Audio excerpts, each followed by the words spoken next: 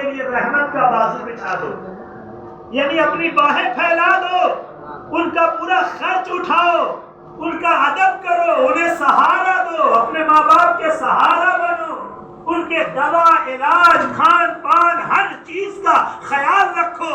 وَاخْفِضْ لَهُمَا جَنَاحَ الذُّلِّ مِنَ الرَّحْمَةِ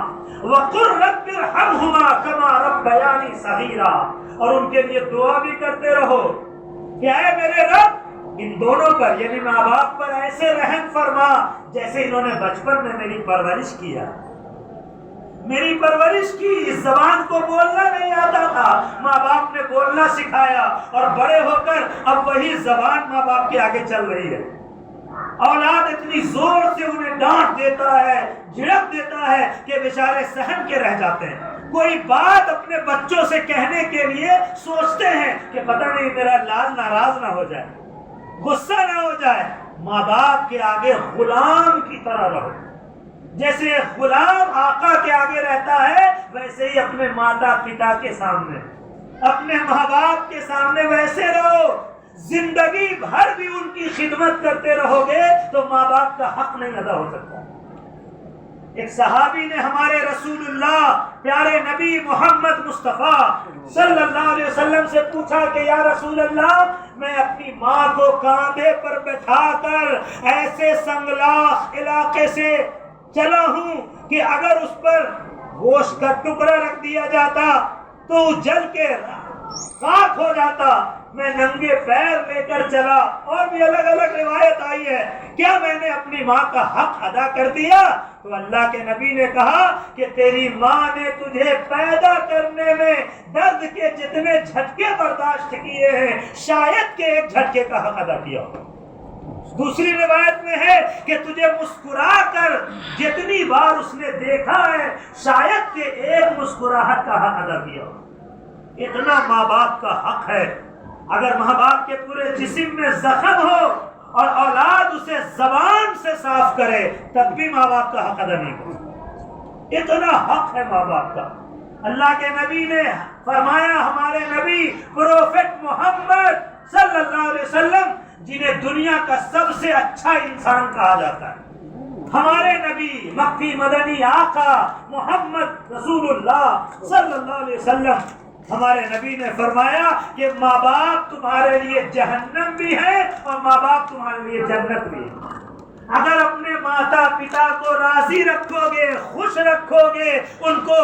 چین سکون سے جینے دو گے، خدمت کرو گے، سیوا کرو گے، تب تو تمہارے لیے جنت ہے، اور اگر ناراض رکھو گے، دل دکھاؤ گے، لڑائی جھگڑا کرو گے،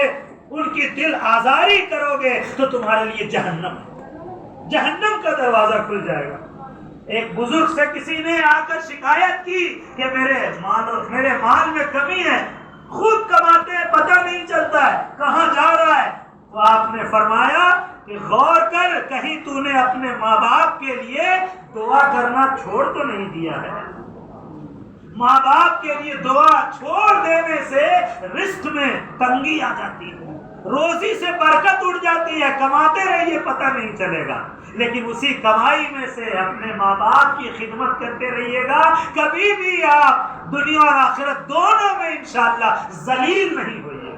بے عزت نہیں ہوں گے جو اولاد اپنے ماں باپ کی خدمت کیا کرے۔ تو جب تک زندہ ہے خدمت کرنا ہے، اور اگر پردہ کر جائیں، دنیا سے چلے جائیں، تو ان کے لیے ان کے روح کے سکون کے لیے ان کی قبر جنت کا باغ بن جائے، قبر پر رحمت نازل ہو، اللہ تعالیٰ انہیں بخش دے، اللہ ان کی مغفرت فرما دے، اس کے لیے دعائیں مغفرت کرتے رہے۔ اور دعائیں مغفرت، یہ دعائیں مغفرت کا ذریعہ ہے جو آپ کر رہے ہیں، 40واں قرآن خوانی، برسی، یہ جو کرتے ہیں۔ یہ اور بات ہے کہ بہتوں کو سمجھ میں نہیں آتا یہ 40واں کی ہوتا ہے، یہ برسی کی ہوتی ہے، اصل میں دعا کی یہ محفل ہے، دعا کی مجلس ہے کہ قرآن پڑھ لیا جائے، قرآن خوانی ہو جائے، مدرسے کے بچوں کو بلا لیا جاتا ہے، محلے کے لوگوں کو بلا لیا جاتا ہے، میلاد کی محفل سجا لی جاتی ہے، علماء کرام آ جاتے ہیں، اور الحمدللہ یہاں پیر طریقت آ گئے ہیں، تو کن کی دعا اللہ کے یہاں مقبول ہو جائے اور اللہ ان کی بخشش فرما دے۔ تو یہ ایصال ثواب کی محفل اس لیے سجائی جاتی ہے۔ یہ بہت اچھا عمل ہے، اسے بالکل بند نہیں ہونا چاہیے۔ مرنے کے بعد کسی کے لیے چرسمہ کرنا، برسی کرنا، 4 دن پر جو چہارم کل فاتحہ تیجا یہ جو کرتے ہیں، جو کھانا کھلاتے ہیں، اللہ کے نبی نے حکم دیا کرنے کے لیے۔ ایک صحابی بھی جب ان کی امی کا انتقال ہو گیا تو ایک صحابی رسول اللہ کے دربار میں آئے، ہمارے نبی سے کہا یا رسول اللہ میری ماں کا انتقال ہو گیا، میں کیا کروں کہ ان کو ثواب زیادہ پہنچے؟ تو اللہ کے نبی نے کہا کنواں کھدوا دو۔ اس ٹائم کنویں کی ضرورت تھی، پانی بہت کم تھا، پریشان رہتے تھے لوگ، یعنی جس زمانے میں جس چیز کی ضرورت ہو اللہ کے نبی نے کہا کنواں کھدوا دو۔ انہوں نے کنواں کھدوا دیا اور پھر اللہ کے نبی نے دعا فرمائی یا اللہ اس کنویں کا ثواب سعد کی ماں کو پہنچا دے، یعنی اس صحابی کا نام تھا سعد ابن عبادہ۔ اللہ کے نبی نے دعا کیا کہ ان کی امی کو اس کا ثواب پہنچ جائے۔ معلوم ہوا کہ مرنے والوں کے لیے ثواب والا کام کرنے کا حکم ہمارے نبی نے دیا ہے اور صحابہ نے کیا ہے۔